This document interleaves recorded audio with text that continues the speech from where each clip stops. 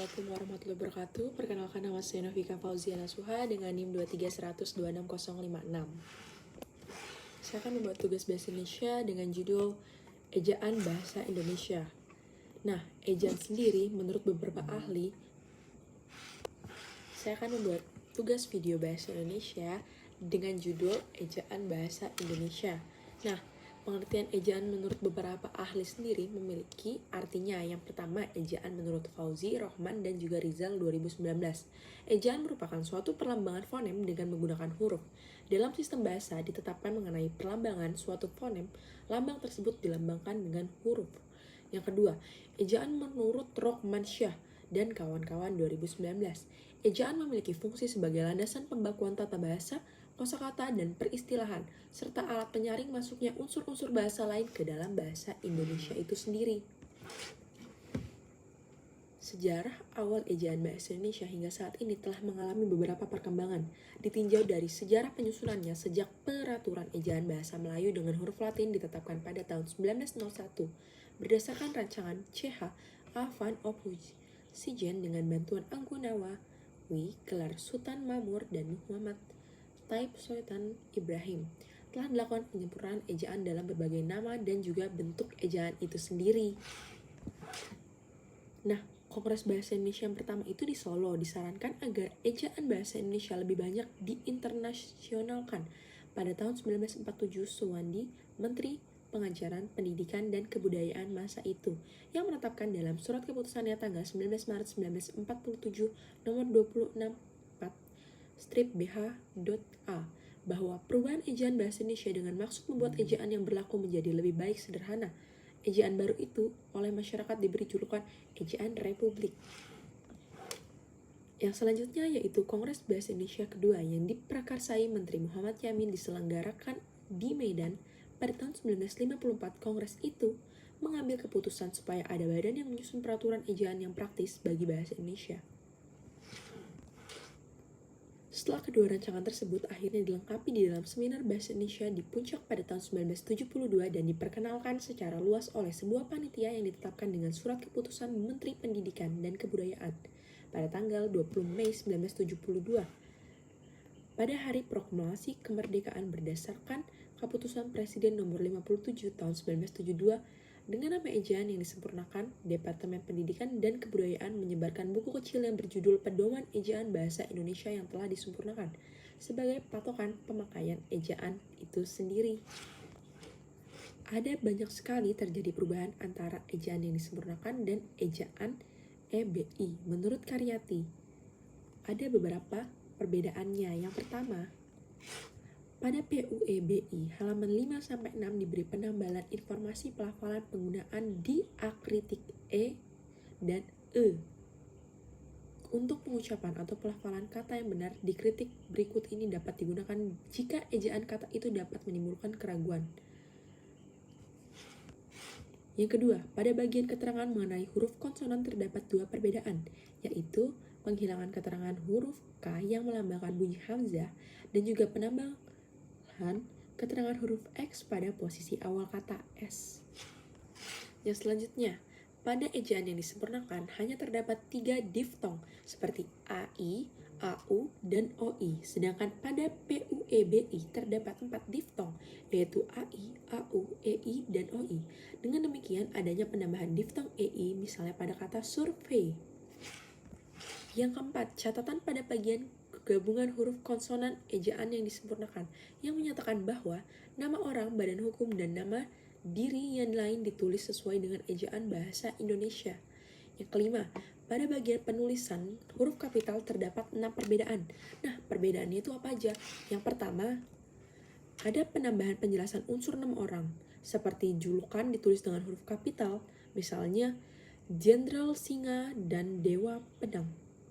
Yang selanjutnya, penambahan penjelasan unsur nama orang yang bermakna anak dari seperti Bin, Binti, Boru, dan Van tidak ditulis dengan huruf kapital. Yang selanjutnya, penambahan cara pembedaan unsur nama geografi yang menjadi bagian nama diri dan nama jenis, seperti terlihat pada kutipan. Yang selanjutnya yaitu penambahan contoh gelar lokal seperti Kiai Haji, Hajah, Man, Sheikh Nur, Pendeta, Daeng, Datuk, Raden Ayu, Sultan, Tubagus, Doktor, Profesor, Tuan, Nyonya, dan Saudara. Yang selanjutnya itu penambahan penjelasan penulisan kata atau ungkapan lain yang digunakan sebagai penyapaan ditulis dengan huruf kapital. Seperti, hai, kutu buku, sedang menulis apa? Yang selanjutnya, penghilangan kata klausal. Huruf kapital dipakai sebagai huruf pertama pada kata, seperti keterangan, catatan, dan misalnya yang didahului oleh pernyataan lengkap dan diikuti oleh paparan yang berkaitan dengan lengkap itu. Yang selanjutnya pada bagian penulisan huruf miring terdapat 3 perbedaan. Yang pertama, perubahan bukaan bahasa Indonesia menjadi dalam bahasa Indonesia daerah atau bahasa asing. Ditulis dengan huruf miring. Huruf miring dipakai untuk menuliskan kata atau ungkapan dalam bahasa daerah atau bahasa asing. Yang selanjutnya penambahan catatan bahwa nama diri dalam bahasa daerah atau dalam bahasa asing tidak perlu ditulis dengan huruf miring. Selanjutnya pada bagian penulisan huruf tebal terdapat 4 perbedaan, yaitu penghilangan klausal bahwa bukan huruf tebal yang dipakai untuk menegaskan melainkan huruf miring, penghilangan klausal penggunaan huruf tebal dalam kamus, penambahan klausal huruf tebal dipakai untuk menegaskan bagian tulis yang sudah ditulis dengan huruf miring. Penambahan contoh bagian karangan yang ditulis dengan huruf tebal. Contohnya, latar belakang dan masalah, latar belakang, masalah, dan tujuan. Selanjutnya pada bagian penulisan kata terdapat 6 perubahan, yaitu penambahan catatan pada butir B1 seperti sukuisme, seniman, kamerawan, dan gerejawi. Selanjutnya ada penghilangan bagian B1B, yaitu klausal imbuhan dirangkaikan dengan tanda hubung jika ditambahkan pada bentuk singkatan atau kata dasar yang bukan bahasa Indonesia. Contohnya mem, strip, PHK, strip, kan. Selanjutnya adalah pemindahan bagian B2 yaitu klausal. Jika dibentuk dasarnya berupa gabungan kata, awalan atau akhiran ditulis serangkai dengan kata yang langsung mengikuti atau mendahulunya. Selanjutnya ada pemindahan bagian B3 yaitu klausal. Jika bentuk dasar yang berupa gabungan kata mendapat awalan dan akhiran sekaligus, unsur gabungan kata itu ditulis serangkai. Selanjutnya ada penghilangan klausal. Bentuk-bentuk terikat dari bahasa asing yang diserap ke dalam bahasa Indonesia, seperti pro, kontra, dan anti, dapat digunakan sebagai bentuk dasar. Penghilangan klausal.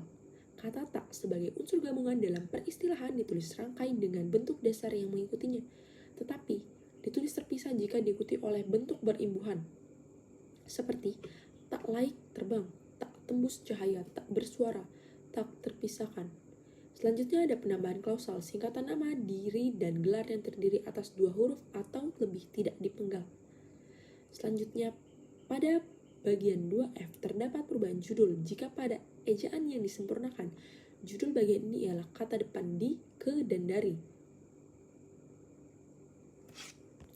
Selanjutnya ada penambahan keterangan, partikel pun yang merupakan unsur kata penghubung ditulis serangkai. Selanjutnya pada bagian angka dan bilangan terdapat penambahan klausal. Bilangan yang digunakan sebagai unsur nama geografi ditulis dengan huruf seperti terlihat pada contoh, seperti kelapa 2, koto dan ampe, raja 4. Selanjutnya, penghilangan klausal kata ganti itu, ku, mu, dan nya, dirangkaikan dengan tanda hubung apabila digabung dengan bentuk yang berupa singkatan atau yang diawali dengan huruf kapital. Selanjutnya, pada bagian pemakaian tanda baca, tanda hubung terdapat beberapa perbedaan. Yang pertama, penambahan klausal penggunaan tanda hubung antara satu kata dengan kata ganti yang lain, dan juga perubahan klausal tanda hubung dipakai untuk merangkai unsur bahasa Indonesia dengan unsur bahasa daerah atau bahasa asing dari hanya bahasa asing. Selanjutnya, penambahan klausal tanda hubung digunakan untuk menandai bentuk terikat yang menjadi objek bahasan. Selanjutnya ada pada bagian pemakaian tanda petik terdapat penambahan klausal. Tanda petik dipakai untuk mengapit judul, sajak, lagu, film, sinetron, artikel, naskah, dan yang lain-lain. Selanjutnya, tanda kurung mengapit angka atau huruf yang merinci satu urutan keterangan. Menjadi tanda kurung dipakai untuk mengapit huruf atau angka yang digunakan sebagai penanda pemerincian. Selanjutnya, pada ejaan yang disempurnakan, penggunaan garis miring hanya terdapat 2 butir, sedangkan pada PUBBI ada 3 butir. Penambahan klausal pada pemakaian garis miring pada PUBBI ialah tanda garis miring dipakai untuk mengapit huruf, kata, atau kelompok kata sebagai koreksi atau pengurangan atas kesalahan atau kelebihan di dalam naskah asli yang ditulis oleh orang lain. Selanjutnya, pada bagian tentang penulisan Unsur serapan terdapat penambahan atau pendetailan banyak unsur serapan dari bahasa Arab. Pemakaian huruf dan ejaan. Yang pertama, huruf kapital. Dipakai sebagai huruf pertama awal kalimat. Dipakai sebagai huruf pertama unsur nama orang termasuk julukan. Dipakai pada awal kalimat dalam petikan langsung.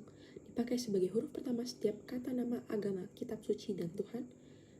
Dipakai sebagai huruf pertama unsur nama gelar, kehormatan, keturunan, keagamaan, atau akademik.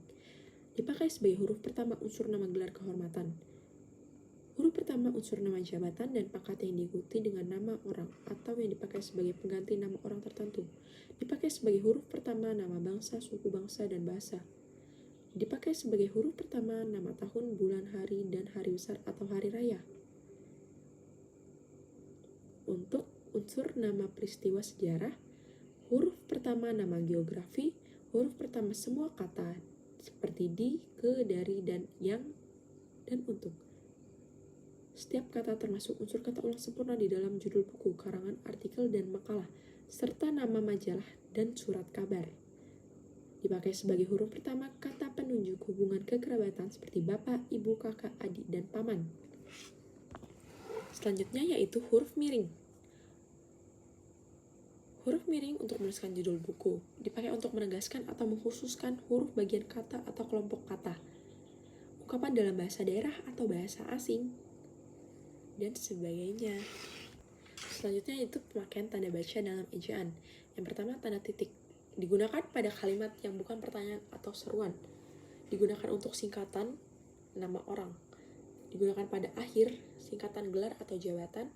Digunakan pada singkatan kata atau ungkapan yang sudah sangat umum. Untuk memisahkan angka, jam, menit, dan detik yang menunjukkan perputaran waktu. Selanjutnya yaitu koma. Tanda koma digunakan antara unsur-unsur suatu pembicaraan atau pembilangan. Digunakan untuk memisahkan kalimat setara satu dari kalimat setara berikutnya yang didahului oleh kata seperti dan tetapi.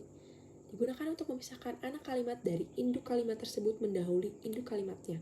Digunakan di belakang kata atau ungkapan penghubung antar kalimat yang terdapat pada awal kalimat. Digunakan di belakang kata-kata seperti oh, ya, wah, aduh, kasihan, dan yang terdapat pada awal kalimat. Digunakan untuk memisahkan petikan langsung dari kebagian lain dalam kalimat. Digunakan untuk menceraikan nama yang dibalik susunannya dalam daftar pustaka. Digunakan di antara nama orang dan gelar akademik yang mengikutinya. Mengapit keterangan tambahan yang sifatnya tidak membatasi misalnya. Tidak digunakan untuk memisahkan petikan langsung dari bagian diri dalam kalimat apabila petikan langsung tersebut berakhir dengan tanda tanya atau tanda seru. Selanjutnya yaitu tanda titik koma. Tanda titik koma digunakan untuk memisahkan bagian-bagian kalimat yang sejenis dan setara. Digunakan untuk memisahkan kalimat yang setara di dalam suatu kalimat majemuk sebagai pengganti kata penghubung. Tanda titik 2 digunakan pada akhir suatu pernyataan.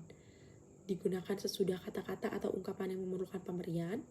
Digunakan dalam teks drama sesudah kata yang menunjukkan pelaku dalam percakapan. Dan juga digunakan jika rangkaian atau pemberian itu merupakan pelengkap yang mengakhiri pernyataan. Terima kasih.